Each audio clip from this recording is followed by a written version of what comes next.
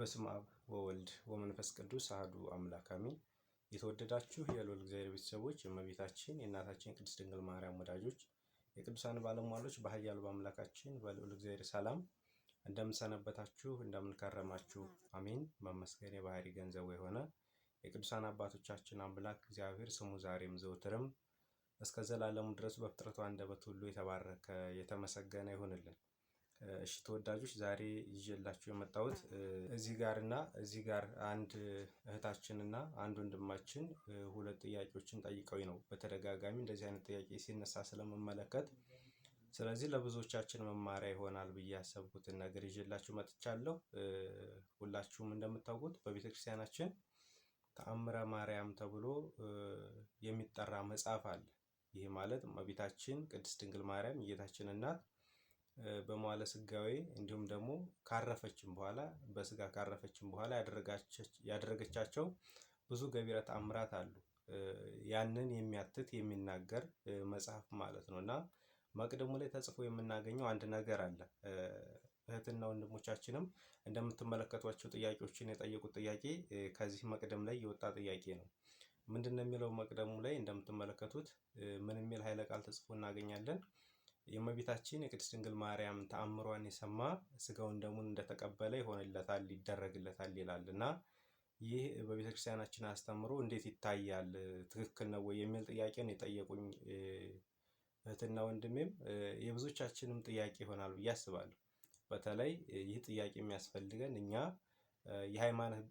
የሃይማኖት ቤተሰቦች ለሆንን በአንድ ሃይማኖት ጥላ ስር ላለን ሰዎች ነው እና ብዙዎቻችን ከሌላ ወገን የሆኑ ከሌላ በረት ያሉ ወገኖቻችን ጥያቄ ሲያነሱ እንመለከታቸዋለን። ግን እኛ እነሱ ምክንያቱም በትልቁ በዋናው ነገርም ስላልተማመነ ጌታ ኢየሱስ ክርስቶስንም አምላክነት አምነውም ስለማይቀበሉ እነሱ ጋር ሳይሆን በዋናነት ግን ለእኛ ለሃይማኖት ቤተሰቦች ይህ ጥያቄ አስፈላጊ ስለሆነ መመለስ ያለበት እንዲሁም መረዳት ያለብን ጥያቄ ስለሆነ እንመለከተዋለን። መቅደሙን የተወሰነውን ላሰማችሁ። መቅደመ ተአምረ ማርያም የሚለው ከቁጥር 3 ጀምሮ ተአምር አስቀድሞ ይህ ይነበብ ይላል። በዕብራይስጥ ማርያም የምትባል የእመቤታችንን ክብሯን ልዕልናዋን ምስጋናዋን በልቦናችሁ አሳድሩ አኑሩት። ማርያም ማለት መንግሥተ ሰማያት መርታ የምታገባ ማለት ነው። እመቤታችን ማርያም ዓለም ሳይፈጠር በአምላክ ልቦና ታስባ ትኖር ነበር። ይህም አንዱ ጥያቄ ነው። ክርስቲያኖች ፍጥረት ሁሉም እመቤታችንን ለማመስገን ተፈጠረ። አዳምና ሔዋን እመቤታችን ከእነርሱ ልትወለድ ተፈጠረች ይላል። ልብ በሉ፣ ፍጥረት ሁሉ እመቤታችንን ለማመስገን ተፈጠረ። ይህም ጥያቄ አንዱ ጥያቄያቸው ነው። በተለይ ከሌላ ወገን ያሉ ቤተሰቦቻችን አዳምም እመቤታችን ማርያም ከእርሷ ብራክ እንድትከፈል ከሔዋንም ማኅፀን እንድትወለድ አውቆ ሔዋንን ሕይወቴ ነሽ ይላት ነበር። የእመቤታችን ክብሯን ምስጋናዋን ሁሉ ተጽፎ ቢሆን ምን ብራና በቻለው ነበር? ሊሰማ የሚቻለውስ ምን ጆሮ ነው? ሊወስነው የሚቻለውስ ምን ልብ ነው? አስቦ ሊደርስበት የሚቻለውስ እንደምን ያለ ሕሊና ነው? ነገር ግን የተቻለንን ያክል ከምስጋናዋ ጥቂት ነገር እንነግራቸዋለን። እመቤታችን ማርያም ከአዳም ጀምሮ እስከ አብርሃም እስከ ሙሴም ድረስ ትነገር ነበር። ከሙሴ ጀምሮ እስከ እሴይ ልጅ እስከ ዳዊትም ድረስ በብዙ ምሳሌ እየተመሰለች ትነገር ነበር። የእመቤታችን ትውልድ በአባቷ በኩል ከንጉሥ ዳዊት ወገን ነው። በእናቷም በኩል ከሊቀ ካህናቱ ከአሮን ወገን ነው። የአባቷ ስም ኢያቄም ነው። የእናቷም ስም ሐና ነው። ሥጋዊ ነገርን ከማሰብ መጠበቅ ከአዳም ልጆች ለማን ተሰጠው? ኃጢአትን እስከ ማሰብ መጠበቅ ለመላእክትስ እንኳን አልተቻላቸውም። በቀደሙት ወራት ያልተሰጣቸውን ሽተው በድለው ከሰማይ ወደ ምድር ወርደዋልና። እንደ እመቤታችን እንደ ማርያም የአብ ማረፊያ የሆነ ማን ነው? እንደ እመቤታችንስ እንደ ማርያም የወልድ ማደሪያ የሆነ ማን ነው? እንደ እመቤታችን እንደ ማርያም መንፈስ ቅዱስ ቤት የሆነ ማን ነው? ለሰው ሁሉ ኃጢአትን ሳይሰራ መኖር ይቻለዋልን? ከአራቱ ባህርያት ከተፈጠረ ሰው ከእመቤታችን በቀር እሳትን የተሸከመ ኃጢአትንስ ያልሰራ የለም። እመቤታችን ማርያም ከመላእክት ይልቅ ንጽሕት ናት። እመቤታችን ማርያም ከሴቶች ሁሉ ትበልጣለች። የእመቤታችን ማርያም ሐሳብ እንደ አምላክ ሐሳብ ነው። እዚህ ጋር አንዱ ጥያቄያቸው ነው። የእመቤታችን ማርያም መልኳ እንደ አምላክ መልክ ነው። የአምላክን መልክ ይመስላል። እመቤታችን ማርያም ንጽሕት በመሆኗ አምላክን እንዲያድርባት አደረገችው እያለ ወደታች እየተናገረ ይወርዳል። በሌላው የመቅደም ክፍል ደግሞ አስቀድመን እንደተናገርነው የታወቀ ምክንያት ደዌና ኃጢአት ካልከለከለው በዚህች ዕለት ተአምሯን ሰምቶ ስጋውን ደሙን ይቀበል። ስጋውን ደሙን መቀበል ካልተቻለው ግን ተአምሯን ሰምቶ ወደ ቤቱ ይሂድ። ስጋውን ደሙን እንደተቀበለ ይሆንልኛል ይደረግልኛል ብሎ ቢያምን ብሎ ይናገራል። ይሄ መቅደም ክፍል ማለት ነው። ልብ በሉ ክርስቲያኖች፣ ይሄ ጥያቄ የተጠየቀው እንደምትመለከቱት ተአምሯን የሰማ ስጋውን ደግሞ እንደተቀበለ ይሆንለታል ወይ ትክክል ነው ወይ የሚል ነው። በዚህ የመቅደመ ተአምር ክፍል ውስጥ 3 ነገሮችን እንመለከታለን። በዚህ ሰኞ ውስጥ ብቻ ምን ይላል? አስቀድመን እንደተናገርነው የታወቀ ደዌ ምክንያት ኃጢአት ካልከለከለው ይላል በዚች ቀን ስጋውን ደሙን ይቀበል። ስጋውን ደሙን ይቀበል። ስለዚህ መጀመሪያ ምን አለበት? ስጋውን ደሙን መቀበል አለበት ማለት ነው። ሁለተኛው ደግሞ ከቤተ ክርስቲያን ፈጽሞ እንዳይርቅ ያ ሰው ኃጢአት ደዌ ወደ ስጋው ደሙ መቅረብ የሚከለክለው ኃጢአትና ደዌ ካለበት ያ ሰው አይ ስጋውን ደሙን ስለማልቀበል አልሄድም ብሎ ከቤተ ክርስቲያን እንዳይቀር መልእክት ነው የሚያሳስበው። ሌላውና ሶስተኛው ደግሞ ፈጽሞ ጥርጥርን ከልቦና አውጣ ነው። በፍጹም ልብህ እመን የሚል 3 መልእክቶችን እንመለከታለን። አስቀድመን እንደተናገርነው የታወቀ ምክንያት ኃጢአት ደዌ ካልከለከለው በዚች ቀን ተአምሯን ሰምቶ ስጋውን ደሙን ይቀበል። ስለዚህ የመጀመሪያው ኃጢአትና ደዌ ካልከለከለው ምን ማድረግ አለበት? ያ ሰው ስጋውን ደሙን መቀበል አለበት ማለት ነው። ነገር ግን ለምሳሌ እህቶቻችን በወር አበባ ላይ ሲሆኑ፣ ወንድሞች ህልመ ሌሊት ቢመታቸው፣ ስጋውን ደሙን መቀበል የማይችሉበት ሁኔታ ላይ ቢሆኑ፣ ሰውነታቸው ባሰቡ ቀን ቢደማባቸው፣ እነዚህ ሰዎች ስጋውን ደሙን መቀበል ስለማይችሉ ወደ ቤተክርስቲያን ሄደው የእመቤታችንን ተአምሯን ሰምተው ወደ ቤታቸው ይመለሳሉ ማለት ነው። ስለዚህ ወደ ቤተክርስቲያን ሄዶ ነው ያንን መቀበል የማትችሉበት ሁኔታ እንኳን ቢፈጠር ወደ ቤተክርስቲያን ሄዳችሁ ስጋውን ደሙን መቀበል ባትችሉ እንኳን ተአምሯን ሰምታችሁ ወደ ቤታችሁ ተመለሱ ነው። ያንን ስታደርጉ ደግሞ ሄጄ እንዲሁ ጊዜን አባክኜ መጣው የሚል ስሜት እንዳይሰማን ተአምሯን መስማቱ በራሱ ስጋውን ደሙን እንደተቀበለ ይሆንልኛል፣ ይደረግልኛል ብላችሁ ብታምኑ ይሆንላችኋል ነው የሚለው። ልብ በሉ። ስጋውን ደሙን መቀበል ያልተቻለው ኃጢአትና ደዌ ወይም መቅረብ የማይችልበት ኃጢአት ስላገኘው ነው። ሁላችሁም እንደምታውቁት በስርዓተ ቅዳሴያችን ካህኑ ንጹሕ የሆነ ከቁርባኑ ይቀበል፣ ንጹሕ ያልሆነ ግን አይቀበል ይላል። ለሰይጣንና ለመልእክተኞቹ በተዘጋጀ በመለኮት እሳት እንዳይቀጠል በልቦናው ቂም፣ ልዩ ሀሳብና ዝሙት ያለበት ቢኖር አይቅረብ ብሎ እጅን ከአፋዊ ድፍ ንጹሕ እንዳደረግሁ ወይም ከምትመለከቱት ከውጫዊ ድፍ ንጹሕ እንዳደረግሁ እንዲሁም ከሁላችሁ ደም ንጹሕ ነኝ ደፍራችሁ ወደ ክርስቶስ ስጋና ደም ብትቀርቡ ከእርሱ ለመቀበላችሁ እኔ መተላለፍ የለብኝም ብሎ ሲናገር እንሰማዋለን። እንደዚህ ብሎ እጁን ይታጠባል። ልክ ንጹሕ ያልሆነ ሰው ወደ ክርስቶስ ወደ አምላካችን ስጋና ደም መቅረብ አይችልም። በቅዱስ ወንጌልም ተጽፎ እናገኘዋለን። ንጉሱ ሰርግ ደግሶ በሰርጉ የታደሙት ሰዎች ከነዛ መካከል የሰርግ ልብስ ሳይለብስ የተገኘውን ሰው ወደ ውጭ አውጥቶ ወደ ጨለማ ጥርስ ማፋጨት ወዳለበት እንደተጣለ እናስታውሳለን በቅዱስ ወንጌል።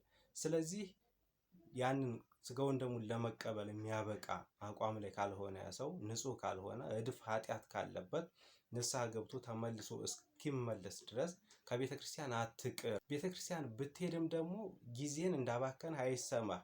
ተአምሯን መስማቱ በራሱ ተአምሯን ሰምተ ቅዳሴውን አስቀድሰ ስጋውን ደሙን ሳትቀበል ብትመለስ እንኳን የባከነ ጊዜ አይደለም። ይሆንልኛል፣ ይደረግልኛል ብል በፍጹም ልብህ እመን የሚል 3 ነገሮችን እንመለከታለን ማለት ነው። እና ተአምሯን እንዲሁ እድሜ ዘመኑን ሙሉ የክርስቶስ የአምላካችንን ስጋና ደም ሳይቀበል ሳይበላ ሳይጠጣ ተአምሯን እየሰማ ሁሉ የሚመላለስ ሰው ለድነት ይበቃል ማለት አይደለም። ይሄ በሌላ መንገድ ተርጉመነው ካልሆነ ማለት ነው። እና ወይንም ደግሞ አንዳንድ መናፍቃን ወገኖቻችን ከቤቱ ከበረቱ ለማውጣት ተአምሯን መስማት ብቻ ስጋውን ደሙን እንደተቀበለ ይሆናል ይላል። ስለዚህ ተአምሯን ብቻ መስማት ለእናንተ በቂያችሁ ነው ብሎ እንደሚሉትም አይደለም። እና ጥንቃቄ ልናደርግ ይገባል ማለት ነው ክርስቲያኖች። ስለዚህ ቤተክርስቲያን እንሄዳለን፣ ስጋውን ደሙን መቀበል ከቻልን እንቀበላለን። ካልቻልን ግን መቀበል የማንችልበት ኃጢአትና ደዌ ካለብን ተአምሯን ሰምተን ወደ ቤታችን እንሄዳለን ማለት ነው። ያንን አድርገን ስንሄድ ልክ እንደተቀበልን ይሆንልናል፣ ይደረግልናል ብለን በፍጹም ልባችን ማመን አለብን ማለት ነው። ይሄንን ነው ይህ የመቅደመ ተአምር ክፍል የሚያስረዳን ማለት ነው። ሌላውና ሁለተኛው የመቅደመ ተአምረ ማርያም ክፍል የሚናገረው እመቤታችን ቅድስት ድንግል ማርያም ዓለም ሳይፈጠር አስቀድሞ በአምላክ ሕሊና ታስባ ትኖር ነበር ይላል። ስለዚህ ይህ ማለት ደግሞ አንዳንድ ወገኖቻችን በተለይ የሚከብዳቸው አሉ፣ ይህንን ኃይለ ቃል ለመቀበል ማለት ነው። ይሄ በጣም የሚደንቅ ነገር አይደለም። ምክንያቱም ቅዱስ መጽሐፍ ራሱ ደጋግሞ የሚናገረው ነገር ስለሆነ እመቤታችን ቅድስት ድንግል ማርያም ዓለም ሳይፈጠር አስቀድሞ በአምላክ ሕሊና ታስባ ትኖር ነበር። ይሄ ምን ጥያቄ አለው? እንኳን እመቤታችን ቅድስት ድንግል ማርያም እኛ ኃጢአተኞቹ ሳንቀር በአምላክ ሕሊና ታስበን እንኖር ነበር እኮ። እግዚአብሔር አምላክ ሁሉን አዋቂ ማእምረ ኅቡዓት የተሰወረውን አዋቂ ከመሆኑ ጋር ተያይዞ አምላካችን እግዚአብሔር ወደፊት የሚሆነውን ነገር ከኋላ ያለፈውን ነገር ኃላፊያትና መጻኢውን የሚያውቅ አምላክ ነው። ይሄ ምንም ጥርጥር የለውም። ስለዚህ እግዚአብሔር አምላካችን አዳምን ሲፈጥረው አዳም ተሳስቶ እንደሚወድቅ ያውቃል። አዳምን ለማዳን ደግሞ እመቤታችን ቅድስት ድንግል ማርያም እንደምታስፈልገው ያውቃል። ስለዚህ በእመቤታችን በድንግል ማርያም በኩል አዳምን ወደ ቀደመ ክብሩ ወደ ቀደመ ቦታው ሊመልሰው እንደሚችል ያውቅ ነበረ። ይህንን እግዚአብሔር አምላክ ራሱ የሚያውቀው ነው። አምላካችን እግዚአብሔር ሁሉን አዋቂ አምላክ ስለሆነ እግዚአብሔር አምላክ ዛሬ ላይ የሚሆኑ እያንዳንዱን ሞመንት ያውቃል። ያ ማለት ግን እኛ በነፃ ፈቃዳችን በምርጫችን ተጠቅመን የምናደርገውን ኃጢአትና በደል ይወዳል ይፈቅዳል ማለት አይደለም። እግዚአብሔር ሁሉን ያውቃል ማለት እና እግዚአብሔር ይወዳል ይፈቅዳል ማለት ይለያያል። ለምሳሌ አንድ ሰው ዛሬ ምን እንደሚያደርግ ያውቃል እግዚአብሔር፣ ምክንያቱም ሁሉን አዋቂ አምላክ ነው። ዛሬ ኃጢአት የሚሰራ ሰው ኃጢአት እንደሚሰራ ቢያውቅም ኃጢአት መስራቱን ግን አይወድም። ያ ሰው ነፃ ፈቃዱን ምርጫውን ተጠቅሞ መልካምና በጎን እንዲያደርግ እግዚአብሔር ፈቃዱ ነው። ስለዚህ የእግዚአብሔርን ፈቃድ የእግዚአብሔርን መውደድና የእግዚአብሔርን አዋቂነት ለይተን ልናውቅ ይገባል ክርስቲያኖች። ስለዚህ እግዚአብሔር አምላክ ሁሉን አዋቂ አምላክ ነው። እስኪ ከመጽሐፍ ቅዱስ አንድ ሁለት ማስረጃዎች እንመልከት። በዚህ በማቴዎስ ወንጌል ምዕራፍ 25 ከቁጥር 35 ላይ ጌታ ኢየሱስ ክርስቶስ ዳግም ወደዚህ ምድር ሲመጣ ጻድቃንን በቀኙ ኃጥአንን በግራው ባቆመ ጊዜ በቀኙ ያሉትን እንዲህ ይላቸዋል። ያን ጊዜ ንጉሥ በቀኙ ያሉትን እንዲህ ይላቸዋል፣ አባቴ የባረካችሁ እናንተ ቡሩካን፣ ዓለም ሳይፈጠር ልብ በሉ፣ ዓለም ሳይፈጠር አስቀድሞ ያዘጋጀሁላችሁን መንግስት ትወርሱ ዘንድ ኑ ወደ እኔ ይላችኋል። ከግራው ያሉትን ደግሞ እናንተ ርጉማን ከኔ ወግዱ፣ ለሰይጣንና ለመልእክተኞቹ ወደ ተዘጋጀው ወደ ዘላለም እሳት ሂዱ ግቡ ይላችኋል ይላል። እንግዲህ የመጽሐፍ ቅዱስ ክፍል ዓለም ሳይፈጠር አስቀድሞ ያዘጋጀሁላችሁን የአባቴ መንግስት ትወርሱ ዘንድ ንዑ ሀቤ ኑ ወደ እኔ ይላችኋል ይላል የመጽሐፍ ቅዱስ ክፍል። ስለዚህ ዓለም ሳይፈጠር ለጻድቃን መልካም ላደረጉ ሰዎች ራሱ እግዚአብሔር አስቀድሞ ቦታቸውን የርስት ሀገራቸውን አዘጋጅቶላቸዋል ማለት ነው። ስለዚህ እግዚአብሔር አምላክ ሁሉን የሚያውቅ አምላክ ነው። ሁሉን ዓለም ሳይፈጠር አስቀድሞ ዛሬ ላይ በዓለም ውስጥ ምን እንደሚከናወን ያውቃል። ምክንያቱም ያ ካልሆነም የእግዚአብሔር እውቀቱ ሀሳቡ ውሱን ነው ያሰኛል። ሎቱ ስብሐት። ይሄ ደግሞ ለእግዚአብሔር የሚስማማው አይደለም። እግዚአብሔር አምላክ ሁሉን የሚያውቅ አምላክ ስለሆነ ዛሬ ላይ እመቤታችን ቅድስት ድንግል ማርያም እንደምትወለድ በእመቤታችን በድንግል ማርያም በኩልም አዳምን ወደ ቀደመ ክብሩ ወደ ቀደመ ልዕልናው እንደሚመልሰው እግዚአብሔር አምላክ ያውቅ ነበረ። ሌላ አንድ ከልበ አምላክ ከቅዱስ ዳዊት ትንቢት ውስጥ አንድ እንመልከት። አንድ ማስረጃ እንደዚህ ይላል። ልበ አምላክ ቅዱስ ዳዊት በመዝሙር 131 ቁጥር 15 ላይ እንደዚህ ይላል፣ ያልተሰራ አካሌን ዓይኖችህ አዩኝ ይላል። ልብ በሉ፣ ምን ያለው? ያልተሰራ አካሌን ዓይኖችህ አዩኝ፣ የተፈጠሩ ቀኖች ሁሉ አንድስ እንኳ ሳይቀር በመጽሐፍ ተጻፈ ብሎ ይናገራል። እንግዲህ እግዚአብሔር አምላክ ገና የሰው ልጅ ሳይሰራ በእናቱ ማህፀን እያለ እግዚአብሔር አምላክ የሚያውቅ አምላክ ነው። ሁሉን ቀድሞ የሚያውቅ አባታችን የሚያውቅ አምላካችን ነው። አሁንም ልበ አምላክ ቅዱስ ዳዊት በመዝሙር 21 ቁጥር 10 ላይ እንደዚህ ይላል፣ ከማህፀን ጀምሮ በአንተ ላይ ተጣልኩ፣ ከእናቴ ሆድ ጀምረህ አንተ አምላኬ ነህ ይላል። ልብ በሉ ክርስቲያኖች፣ ከማህፀን ጀምሮ በአንተ ላይ ተጣልኩ፣ ከእናቴ ሆድ ጀምረህ አንተ አምላኬ ነህ ብሎ ይናገራል። ከማህፀን ጀምሮ ገና በእናቱ ማህፀን ልበ አምላክ ቅዱስ ዳዊት በአንተ ላይ ተጣልኩ ብሎ ይናገራል። ስለዚህ ይሄ ለኛ ለክርስቲያኖች የሚደንቀን ነገር አይደለም። እመቤታችን ቅድስት ድንግል ማርያም ዓለም ሳይፈጠር አስቀድሞ በአምላክ ሕሊና ታስባ ትኖር ነበረ። እንኳንም እመቤታችን እኛም ታስበን እንኖር ነበረ። እኛ ታስበን የኖርን በኃጢአታችን በበደላችን ክፉ በምናደርገው ነገር ዛሬ ላይ ባለንበት አቋማችን፣ ምክንያቱም ነፃ ፈቃዳችንን ተጠቅመን መልካም ነገሩን ባለመምረጣችን። እመቤታችን ቅድስት ድንግል ማርያም ደግሞ አምላክ ንጽሕት በመሆኗ እግዚአብሔር እንዲያድርባት አደረገችው ነው የሚለው አይደለ? ንጽሕት ሆና እግዚአብሔር በእሷ ላይ እንደሚያድርባት ያውቃት ነበረ፣ ያስባት ነበረ። እንዲያውም ምንድን ነው የሚለው? አዳም ይላል እመቤታችን ቅድስት ድንግል ማርያም ከእሷ አብራ ከሔዋን ማህፀን እንድትገኝ ያውቀው ሔዋንን ሕይወቴን እሽላት ነበረ። እንኳን እግዚአብሔር ቀርቶ አዳም ራሱ እመቤታችን በሱ በኩል ከሱ ማህፀን ከልጅ ልጅ ከዳዊት ዘር ተወልጄ አድንሃለሁ ስላለው አዳም እመቤታችን ድንግል ማርያም ከሱ አብራክ ልክ በሔዋን ምክንያት ሞት እንደመጣበት ሁሉ ልክ ከሔዋን ማህፀን በምትገኝ ፍሬ ወደ ቀደመ ክብሩ እንደሚመለስ አውቆ አዳም ሔዋንን ሕይወቴን እሽላት ነበር ይላል። ስለዚህ ይሄ ምንም ሊደንቀን የሚገባ ነገር አይደለም። መጽሐፍ ቅዱሳዊ አንድምታና እውነታ ያለው ትክክለኛ ቤተክርስቲያናችን አስተምሮ ነው ማለት ነው። በነገራችን ላይ ቅድስት ቤተክርስቲያናችን ከመጽሐፍ ውጭ የሆነ አንድም ቦታ ላይ አስተምሮ ይላት። ሲጀምር የቤተክርስቲያናችን አስተምሮ ዶግሟ፣ ቀኖኗ፣ ትውፊቷ፣ ማንኛውም አስተዳደሯ ሳይቀር የሚለካው በቅዱስ መጽሐፍ ነው። ስለዚህ ቤተክርስቲያን መጽሐፍ ቅዱስን አብነት ሳታደርግ ያስተማረችው ትምህርት እስከ ዛሬ ድረስ የለም፣ ከዚህ በኋላም አይኖርም። ስለዚህ እያንዳንዱ ነገር ከመጽሐፍ ቅዱስ ጋር ምናልባት መጽሐፍ ቅዱስን የምንረዳበት አውድ የተሳሳተ ሆኖ ካልሆነ ቤተክርስቲያናችን ከመጽሐፍ ቅዱስ ወጥታ አታውቅም ማለት ነው። ስለዚህ መጽሐፍ ቅዱሳዊ ትርጓሜ ያለው ይሄ ነው። ሌላው ደግሞ ከዚሁ ከተአምረ ማርያም መቅደም ጋር አንዳንድ ወገኖቻችን የሚያነሱት ጥያቄ ፍጥረት ሁሉ እመቤታችን ቅድስት ድንግል ማርያምን ለማመስገን ተፈጠረ ይላል። ስለዚህ እኛ ሳይቀር የተፈጠር ነው ይላሉ። ከሌላው በረት ያሉ በተለይ እኛ ሳይቀር የተፈጠር ነው እመቤታችንን ለማመስገን ነው ወይ ብለው ይናገራሉ። ይህም ልክ በተሳሳተ መንገድ ተረድተውት ነው። እመቤታችን ራሷ ቅድስት ድንግል ማርያም መልአኩ ቅዱስ ገብርኤል ሳይቀር መጥቶ ቡሩክት አንቲ እምአንስት ወቡሩክ ፍሬ ከርሥኪ ብሏታል። አንቺ ከሴቶች መካከል የተባረክሽ ነሽ፣ የማኅፀንሽም ፍሬ የተባረከ ነው ብሏታል። ልክ ይህንኑ ምስጋና አክስቷ ኤልሳቤጥ መናፍቃኑ ሳይቀር እንቀበለዋለን ብለው በሚያምኑት በቅዱስ መጽሐፍ በሉቃስ ወንጌል ምዕራፍ 1 ላይ ቁጥር 42 አክስቷ ኤልሳቤጥም የጌታዬ እናት ወደ እኔ ትመጭ ዘንድ እንዴት ይሆንልኛል? እነሆ ሰላምታሽን በጆሮዬ በሰማሁ ጊዜ ጽንሱ በማኅፀኔ በደስታ ዘሏል ብላ የጌታዬ እናት ብላታለች። እመቤታችን ቅድስት ድንግል ማርያምን እንዲሁ እንደ እንግዳ ደራሽ እንደ ውሃ ፈሳሽ ሆኖ ሳይሆን የምናመሰግናት ከላይ ከሰማያት ቅዱስ ገብርኤልን አብነት አድርገን ከምድርም ኤልሳቤጥን አብነት አድርገን ድንግል ማርያምን እናመሰግናታለን። ይህን ማመስገን ምንም ክፋት የለውም። እመቤታችን ራሷ ተናግረዋለች። ወናሁ እምይእዜሰ ያስተበጽኡኒ ኩሉ ትውልድ፣ እነሆ ከዛሬ ጀምሮ ትውልድ ሁሉ ብፅዕት ናት ይሉኛል።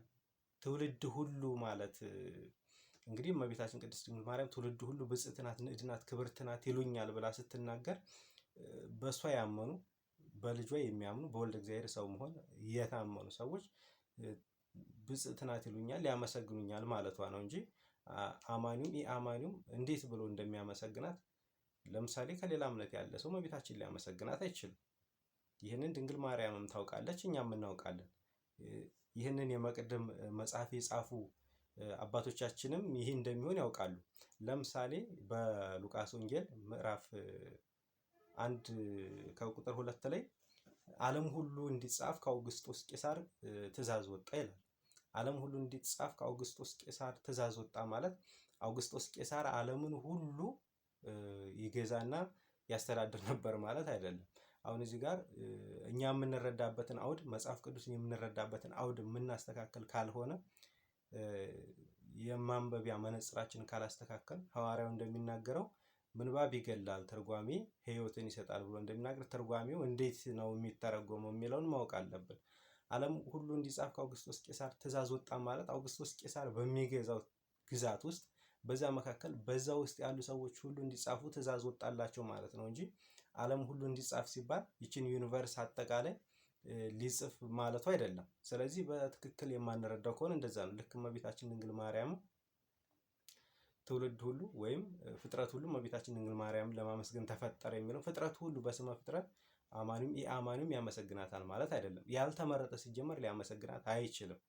እመቤታችን ድንግል ማርያምን የሚያመሰግን የተመረጠ ለዚህ ክብር የበቃ ሰው ነው። በነገራችን ላይ አንዳንዱማ እኮ እያላገጠ እያሾፈ ኢቭን ክርስቲያን ነኝ የሚለው ሳይቀር በእመቤታችን በድንግል ማርያም እያሾፈ ሲጠፋ እንመለከታለን። በዛው ልክ ደግሞ እመቤታችን ቅድስት ድንግል ማርያም የጌታዬ እናት እመ አምላክ ወላዲተ አምላክ እመ ብርሃን ጌታ ኢየሱስ ክርስቶስ እኔ የዓለም ብርሃን ነኝ ካለ የዓለም ብርሃንን የወለደች እመ ብርሃን የብርሃን እናት ብንላት ክፋቱ ምንድን ነው? ጌታ ኢየሱስ ክርስቶስ እኔ አምላክ ነኝ ካለ አምላክን የወለደች እመ አምላክ ብለን ብንጠራት ክፋቱ ምንድን ነው? ስለዚህ እመቤታችን ድንግል ማርያም ራሷ የተናገረችው የሉቃስ ወንጌልን ያነቡታል እነዚህ ሰዎች፣ ነገር ግን ይህን የመጽሐፍ ቅዱስ ክፍል አምነው መቀበል አይፈልጉም። ስለዚህ እመቤታችን ድንግል ማርያም ራሷ እነሆ ከዛሬ ጀምሮ ትውልድ ሁሉ ያመሰግኑኛል።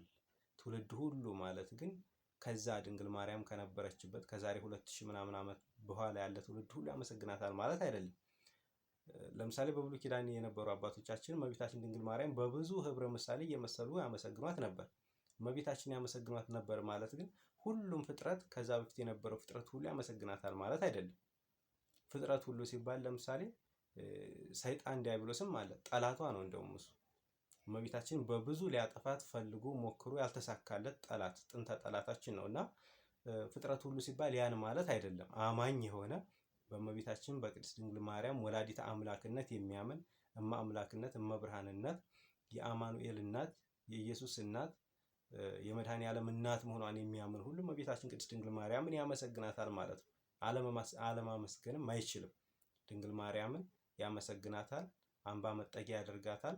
ጌታ ኢየሱስ ክርስቶስም ደጋግሞ በቅዱስ መጽሐፍ እንደሚናገረው ለኛ ለሰው ልጆች እናት አድርጎ የሰጣት እናታችን በወንጌላዊ በቅዱስ ዮሐንስ በኩል እንኋት እናትህ ብሎ ለኛ ለሐዲስ ኪዳን ሰዎች ሁሉ የተሰጠች እናታችን በብሉይ ኪዳን ለነበሩ አባቶቻችን ትምክህት መመኪያ የሆነች በብዙ ህብረ ምሳሌ የተናገሩላት እናታችን ቅድስት ድንግል ማርያም እኛስ እሷን ለማመስገን ተፈጥረናል።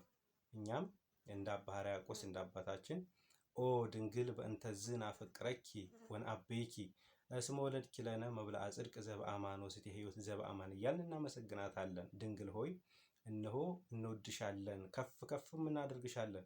እውነተኛ የሆነውን ዘላለማዊ ሕይወት የሚያሰጠውን እውነተኛ የሆነውን የሕይወት ምግብና እውነተኛ የሆነውን የሕይወት መጠጥን ወልደሽልናልና እያልን እመቤታችን ድንግል ማርያምን ትውልድ ሁሉ የአዲስ ኪዳን እኛ ልጆቿ እናመሰግናታለን። ምክንያቱም ማርያም ሰብሂል መርህ ለመንግስተ ሰማያት፣ ማርያም ማለት ወደ መንግስተ ሰማያት መርታ የምታገባ ማለት ናትና።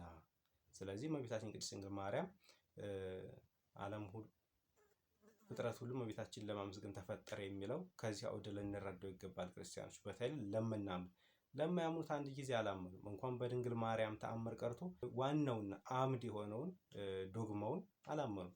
በምስጢረ ሥላሴ፣ በምስጢረ ሥጋዌ ላይ፣ በምስጢረ ጥምቀት፣ በምስጢረ ቁርባን፣ በምስጢረ ትንሣኤ ሙታን ላይ ያለን አረዳድ በጣም ለየቅል የተለያየ ስለሆነ ስለዚህ መጀመሪያ ከዛ መጀመር ይጠበቃል።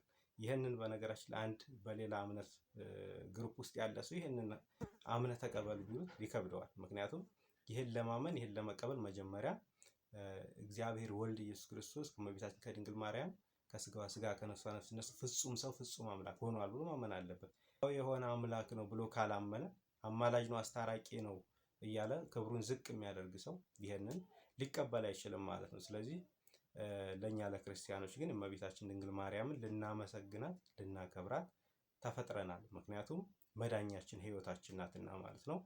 የሰማነውን በስነ ልቦናችን ያሳድርብን። ቀጣይ በሌላ ቪዲዮ እስከምንገናኝ ቸር ሰንብቱ። ሚዲያውን ሰብስክራይብ፣ ላይክ፣ ሼር እያደረጋችሁ አገልግሎታችን እንድታበረታቱ በልዑል እግዚአብሔር ስም እናሳስባለን። ወስብሐት ለእግዚአብሔር። ይቆይ።